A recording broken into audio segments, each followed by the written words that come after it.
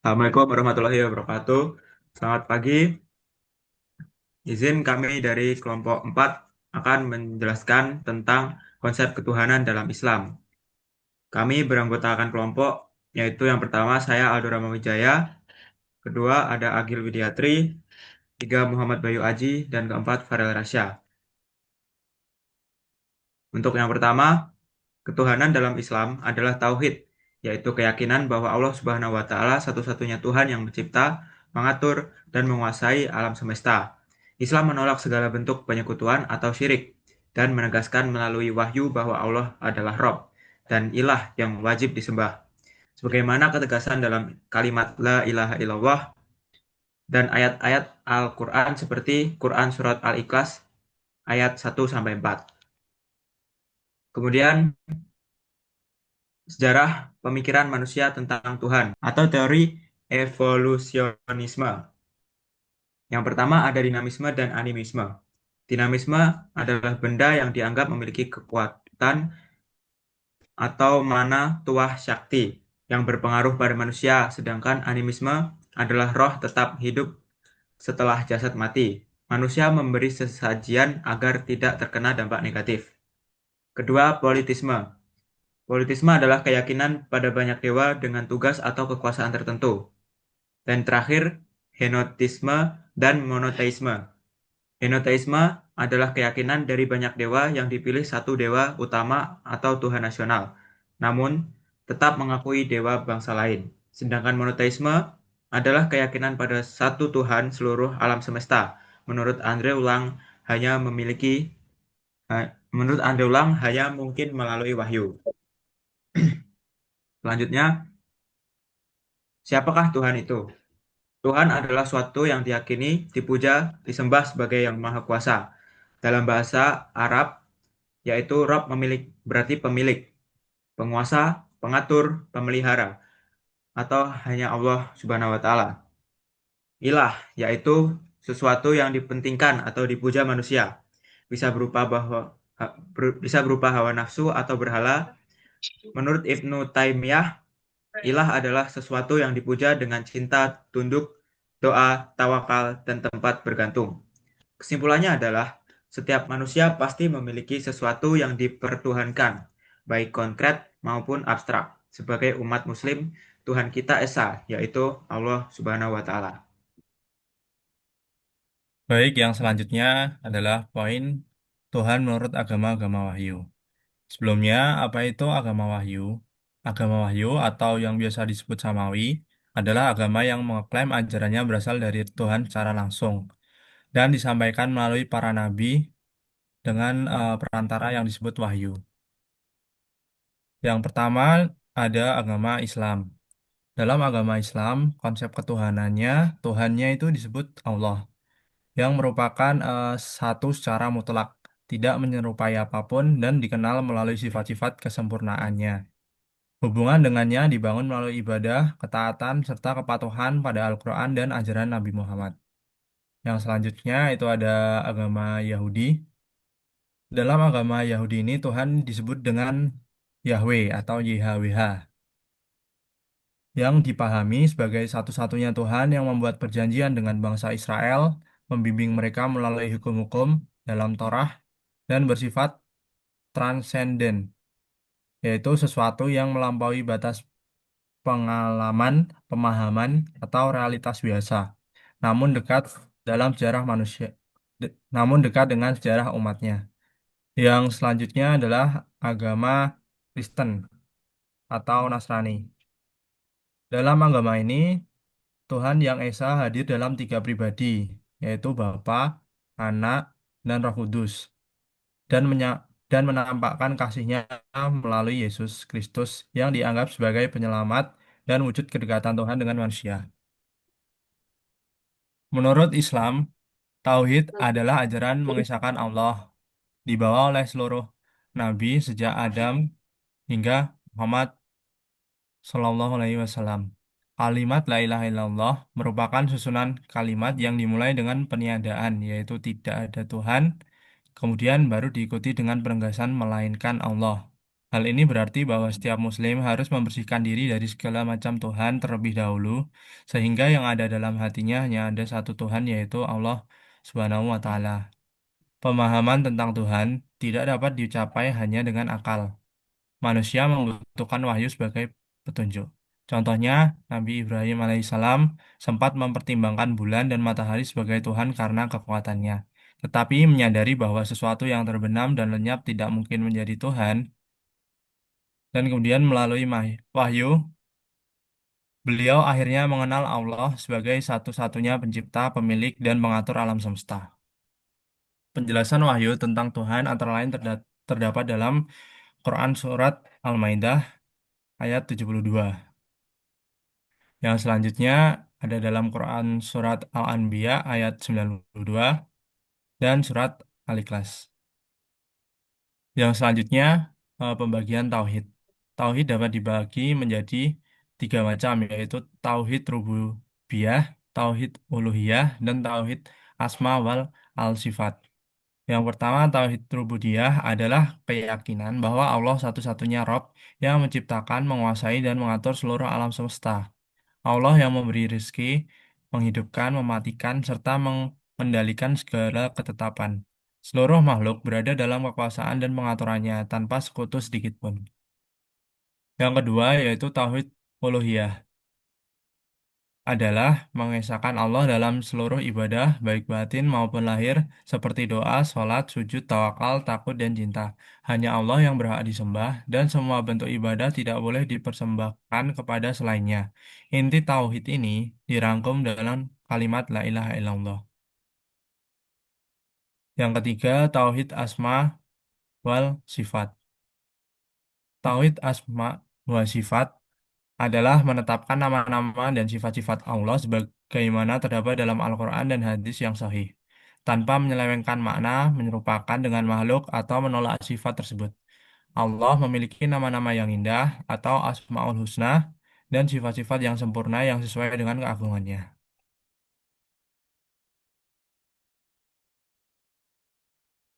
Kemudian yang yaitu filsafat ketuhanan dalam Islam. Dalam Islam adalah proses refleksi yang matang, yang kemudian menghasilkan ilmu tauhid, memahami keesaannya, dan ilmu kalam, mempertanyakan keesaannya secara logis. Yang keduanya terkandung dalam payung ilmu usuluddin, pokok-pokok agama. Nah, tujuan dari ilmu tauhid itu adalah membersihkan akidah dari segala bentuk syirik, itu mengutukan Allah dan kufarat, tahayul, sehingga ibadah dan ketaatan hanya ditujukan kepadanya. Kemudian fungsi ilmu kalam yaitu sebagai benteng pertahanan intelektual Islam, berbeda dengan tauhid yang fokus pada penetapan. Kalam fokus pada pembuktian dan pembelaan. Nah, fokus pembahasannya itu adalah sifat-sifat Allah, keadilan dan takdir, kebaikan dan keburukan.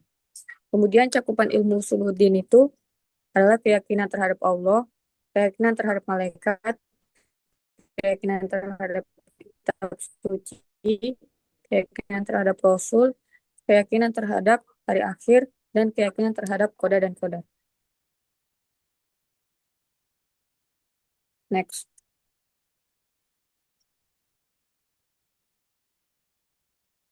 Yang F, pembuktian eksistensi Tuhan. Nah, pembuktian eksistensi Tuhan itu perlu diperhatikan oleh dua unsur pokok, yaitu dalil akli dan dalil nakli. Dalil akli merupakan argumentasi berdasarkan akal pikiran. Rasio, akal pikiran manusia, dapat berpikir dan mengambil kesimpulan bahwa alam yang terbentang luas dengan segala isinya pasti ada yang menciptakan dan mengaturnya. Kemudian dalil nakli itu bersumber dari wahyu Al-Quran dan hadis. Pencarian manusia terhadap Tuhan banyak dibantu oleh informasi wahyu. Karena akal manusia sangat terbatas, mengetahuinya karena Tuhan bersifat abstrak, wahyulah yang menjabarkan bagaimana wujud Tuhan sebenarnya. Next. Nah, adapun metode pembuktian eksistensi Tuhan secara akli adalah sebagai berikut. Keberadaan alam membuktikan adanya Allah, pembuktian adanya Tuhan dengan pendekatan fisika, dan pembuktian adanya Tuhan dengan pendekatan astronomi. Yang menggunakan pendekatan fisika yaitu melalui hukum keterbatasan energi panas. Hukum tersebut menerangkan bahwa energi panas selalu berpindah dari keadaan panas beralih menjadi tidak panas, sedangkan sebaliknya tidak mungkin. Seandainya alam ini azali, maka sejak dulu alam sudah kehilangan energinya, dan tentu sudah tidak ada lagi sampai saat ini. Oleh sebab itu, pasti ada yang menciptakan alam, yaitu Tuhan. Nah, pembuktian dengan pendekatan astronomis, yaitu bulan adalah benda alam terdekat dari bumi dengan jarak 2.400.000 mil dan mengorbit bumi setiap 29 hari. Bumi sendiri mengorbit matahari sejauh 93 juta mil, berputar pada porosnya dengan kecepatan 1.000 mil per jam dan menempuh garis edar 190 juta mil setiap tahun. Keteraturan luar biasa dari sistem tata surya termasuk pergerakan planet dan galaksi secara logis mustahil terjadi dengan sendirinya. Oleh karena itu, di balik keteraturan sistem kosmik ini, pasti ada kekuatan maha besar yang menciptakan dan mengendalikan kekuasaan maha besar tersebut, yaitu Tuhan. Next.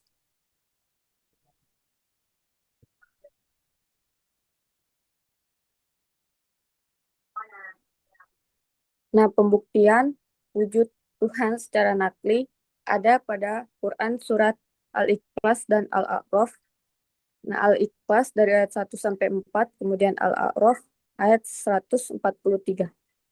Next.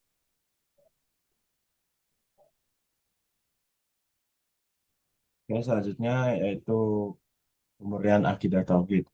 Pemurnian akidah berarti menjaga iman dari hal-hal yang rusak seperti syirik, kufur, nifak, dan kufarat. Akidah yang benar tentang zat dan sifat Allah meluruskan pemikiran manusia, menuntun amal, serta mendorong karya yang bermanfaat. Akidah mencakup aspek keyakinan atau nazari dan pengamalan atau tatbik dengan tujuan menjaga kemurnian iman, meluruskan pemikiran, mengarahkan amal, dan menciptakan kemaslahatan hidup. Jenis-jenis syirik. Yang pertama ada syirik besar. Ya, ini syirik jali, menyembah Tuhan selain Allah secara terang-terangan, misalnya menyembah berhala atau keyakinan majusi pada dua kekuatan, contohnya cahaya dan kegelapan. Lalu ada syirik kafi, keyakinan tersembunyi di kalangan Muslim seperti percaya pada benda keramat, ramalan nasib, atau tempat tertentu untuk bisa memberi manfaat atau mudarat. Lalu ada syirik kecil, yakni syirik zahir, itu seperti ucapan atau perbuatan contohnya bersumpah pada selain Allah atau menggantung jimat untuk keselamatan. Lalu ada syirik kafi yang tersembunyi misalnya ria dalam ibadah. Rasulullah Shallallahu Alaihi Wasallam menyebut ria sebagai syirik kecil yang paling ditakuti.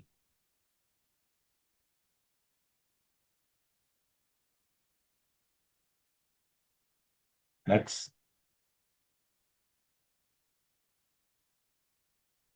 Udah next ini. Oh udah, sorry sorry. Eh, Syirik dan tauhid. Yang pertama ada dampak syirik itu merusak iman dan amal, menjadikan hati gelap dan mudah berbuat zalim.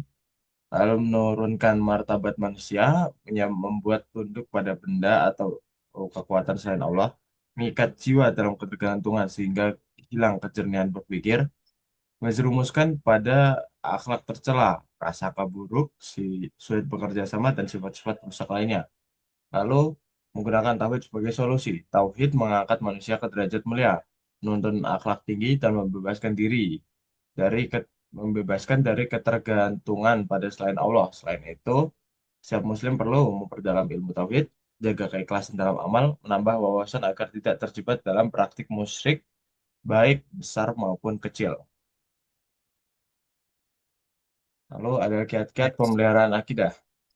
Iman mengalami pasang surut, kadang bertambah, kadang berkurang, dipengaruhi situasi dan kondisi. Iman diibaratkan tanaman, bila dijaga akan subur dan menghasilkan buah berkualitas, bila gersang akan layu dan tidak berbuah. Iman yang subur melahirkan amal saleh, dan sedangkan iman yang gersang mendorong pada maksiat. Contohnya pada Quran Surah Ibrahim ayat 24 sampai 26 menggambarkan akidah yang kuat seperti pohon yang akarnya kokoh dan cabangnya menjulang, memberi buah setiap musim. Sebaliknya, akidah yang buruk seperti pohon tercabut dari akar, rapuh dan tidak bermanfaat. Lalu cara-cara menjaga akidah.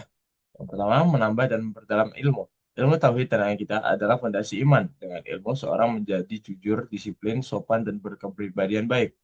Yang kedua, biasakan amal saleh. Amal saleh adalah wujud nyata iman. Semakin banyak iman amal saleh, semakin berkurang maksiat. Lalu setiap senantiasa melakukan 4M. Muhasabah, mukharabah, murahabah, dan mujahadah. Yang keempat, berserah diri kepada Allah atau tawakal.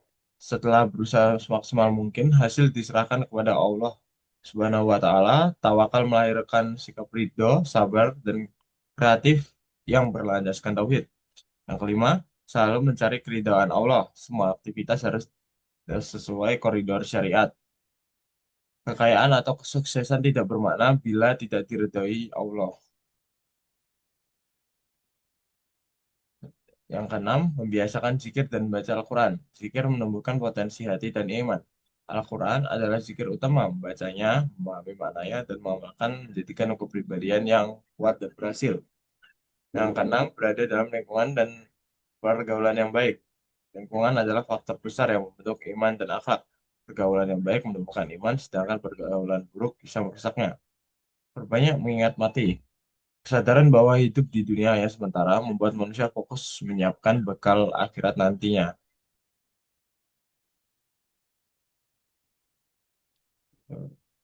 Next saja.